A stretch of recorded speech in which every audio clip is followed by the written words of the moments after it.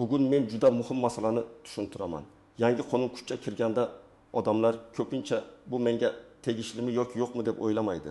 Hujjatni o'qimaydi. Keyin esa jarima, ortiqcha to'lov, sud, majburiy undirish yoki huquqidan mahrum bo'lish holatiga tushib qoladi. Shuning uchun bu ma'lumot hamma uchun muhim.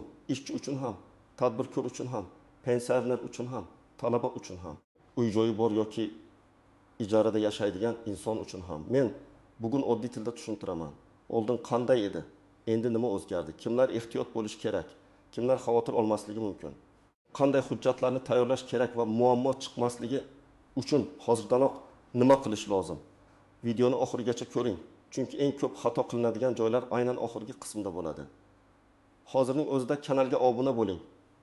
Like bosing, chunki bunday huquqiy tushuntirishlar odamni katta xarajat va asabbuzarlikdan saqlab qoladi. Men avvalo bitta narsani aniq aytib qo'yaman. Har qanday yangi qonun oddiy odamning kundalik hayotiga bevosita ta'sir qilishi mumkin. Qonun faqat sudya, advokat yoki davlat idorasi uchun yozilmaydi. Qonun bankka borayotgan odamga ham, uy sotayotgan odamga ham, mashina rasmiylashtirayotgan odamga ham, ishga kirayotgan odamga ham, aliment to'layotgan yoki olayotgan odamga ham tegishli bo'lishi mumkin. Oldin ko'p masalalarda tartib aniq bo'lmagani uchun odamlar og'zaki kelishuvga ishonib ish qilardi. Masalan, kimdir qarz berardi, lekin tilxat olmasdi.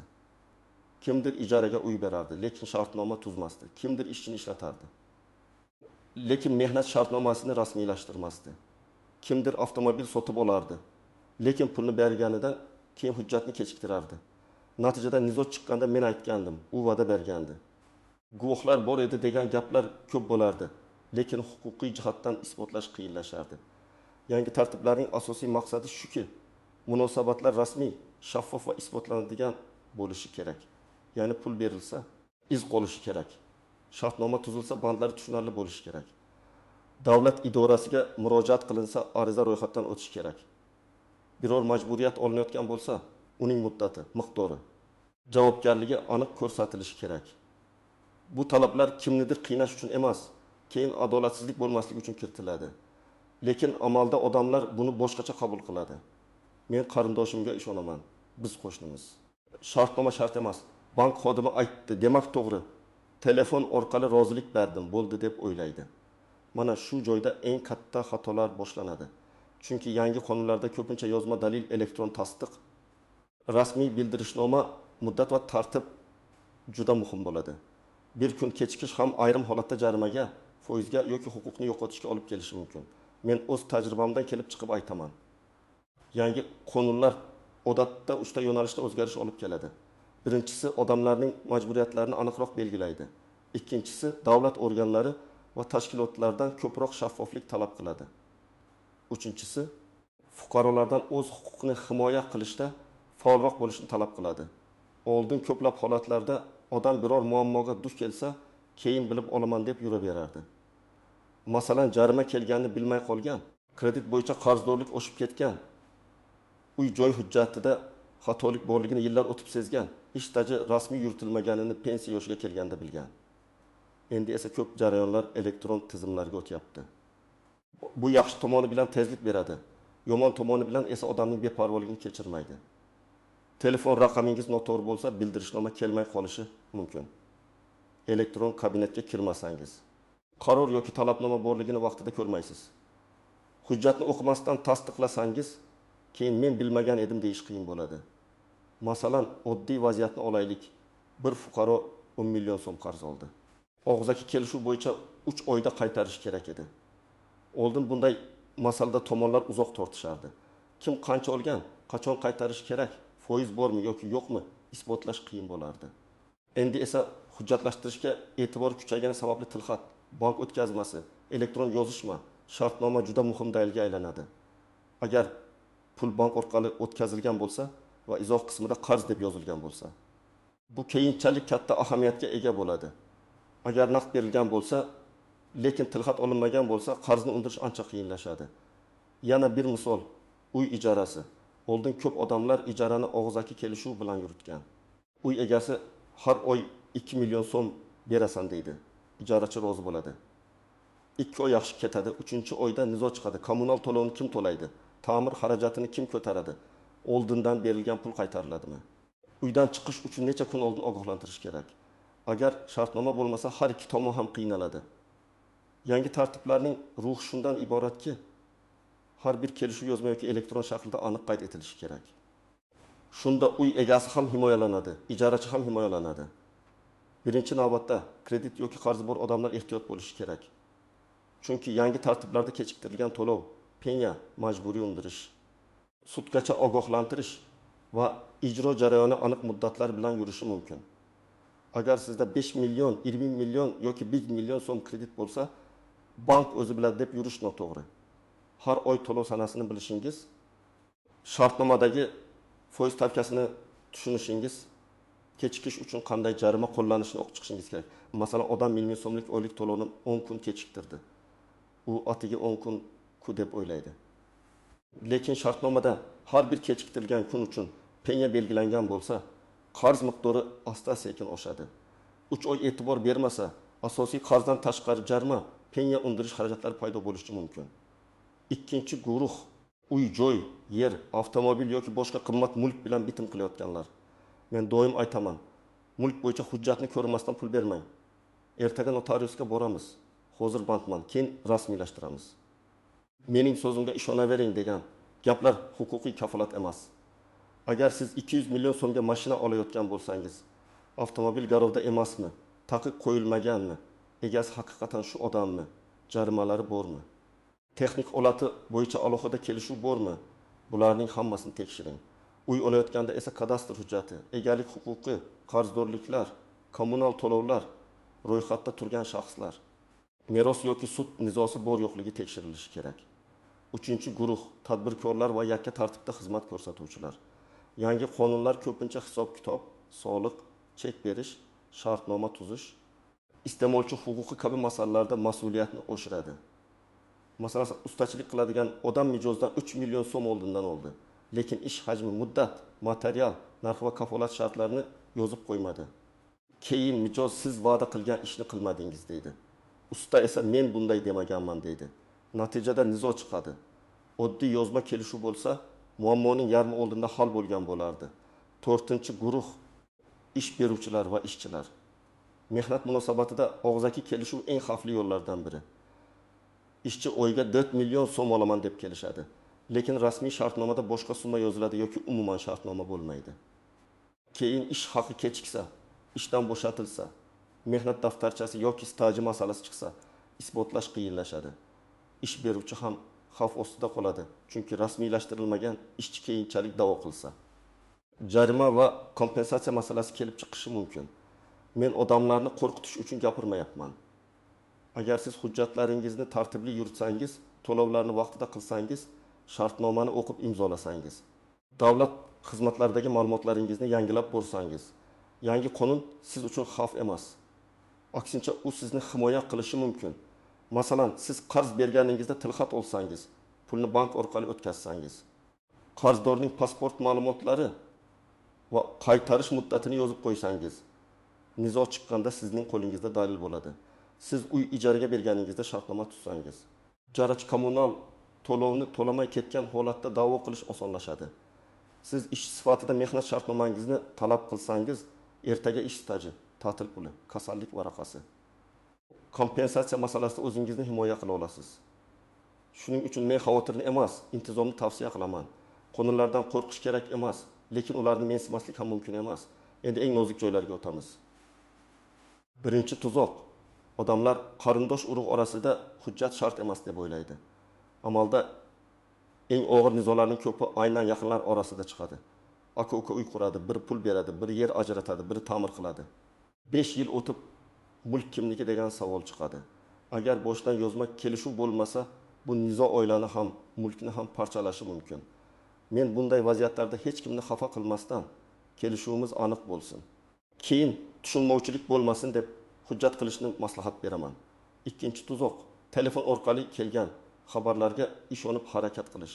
Masalan, sizga kimdir qo'ng'iroq qilib, sizga jarima tushgan, hozir to'lamasangiz oshadi deydi. Yoki kreditingiz bo'yicha muammo bor, kartangiz raqamini ayting deydi. Yangi tartiblar elektronlashgani sari firibgarlar ham shu yo'nalishda ko'payadi.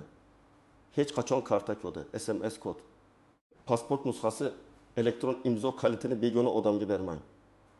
Rasmiy ma'lumotni faqat rasmiy portal, bank ilovasi, davlat xizmatlari markazi yoki tegishli idoraning tasdiqlangan kanali orqali tekshiring.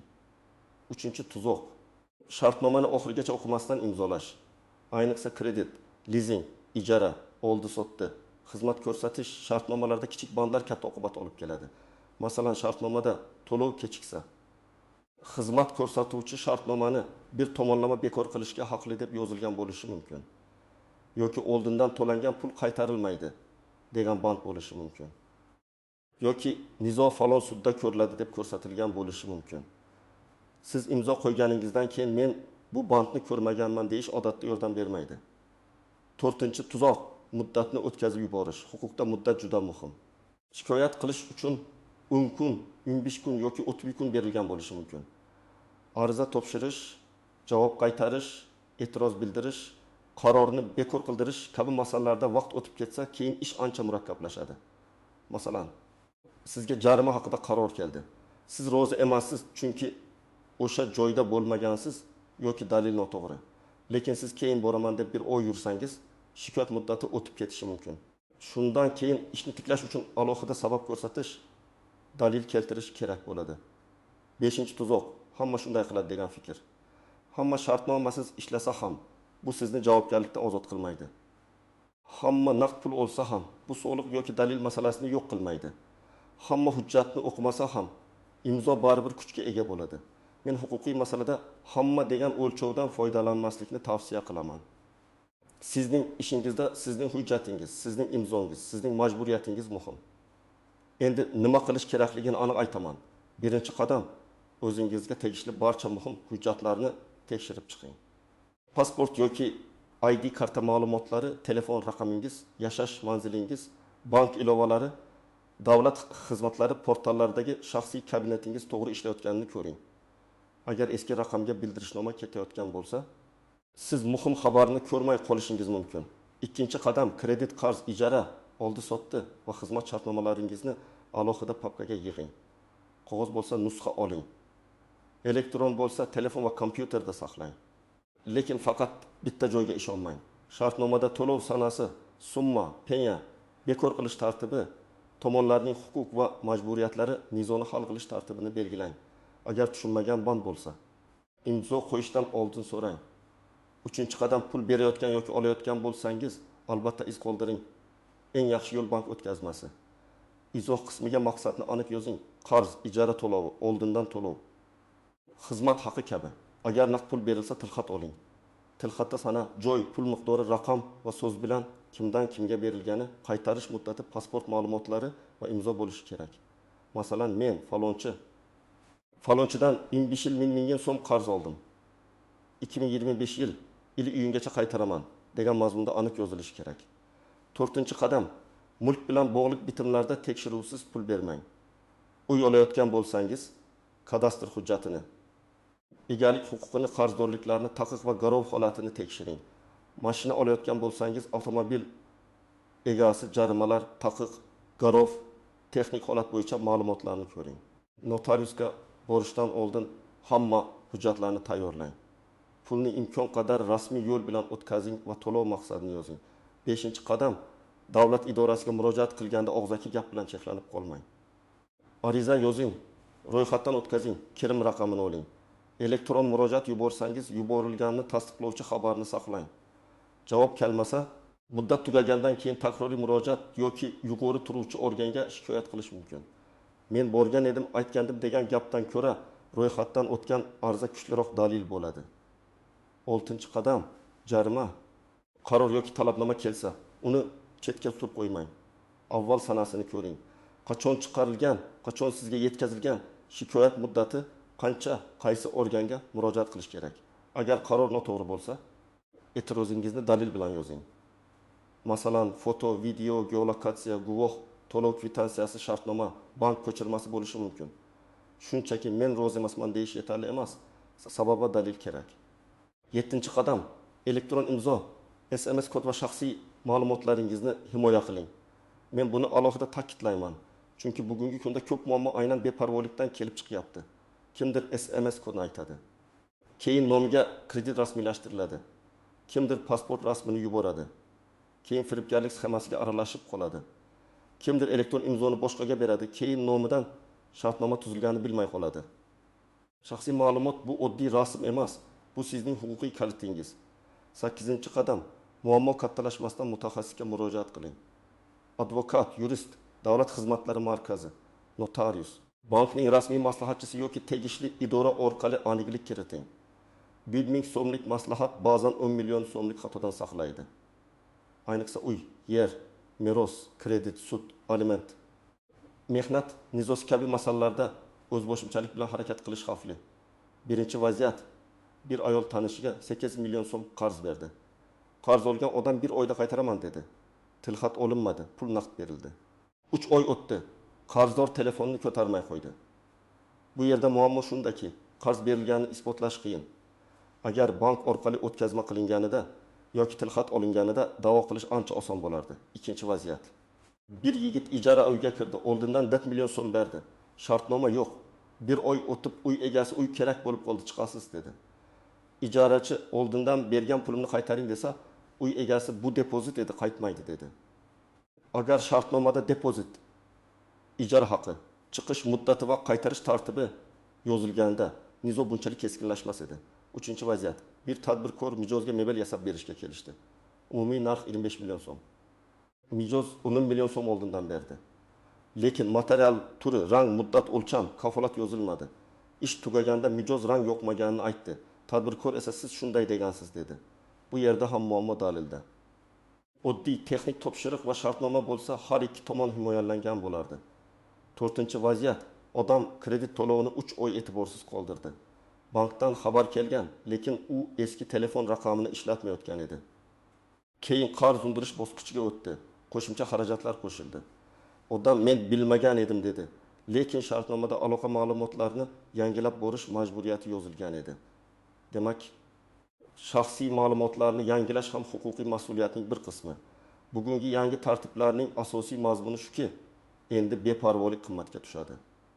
Hujjatni o'qimasdan imzolash, pulni dalilsiz berish, muddatni o'tkazish, telefon raqamni yangilamaslik, og'zaki kelishuvga suyanish katta muammoga olib kelishi mumkin. Men sizga qo'rqishni emas, tartibli bo'lishni maslahat beraman. Hujjatlaringizni tekshiring, shartnomalarni saqlang, to'lovlarni rasmiy qiling. Shubhali vaziyatda darhol maslahat oling.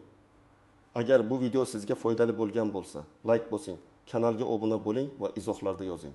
Sizningcha yangi qonunlarda eng ko'p tushunmovchilik qaysi masalada chiqyapti? Qarzdorlikmi? Ijara shartnomalarimi, kreditmi? Mehnat munosabatlarimi yoki mulk oldi-sotdisimi? Fikringizni yozing. Men keyingi videolarda aynan siz so'ragan mavzularni batafsil tushuntirib beraman.